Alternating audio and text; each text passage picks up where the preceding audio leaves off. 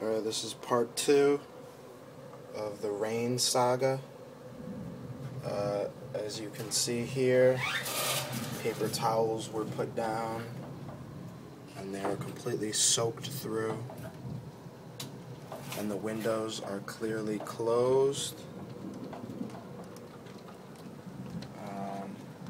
Water is dripping from the paper towels, ruining documents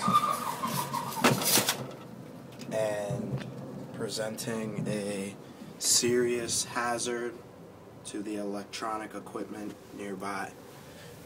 More paper towels were put in order to stop the flooding.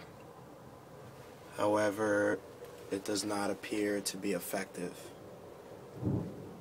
God help us all.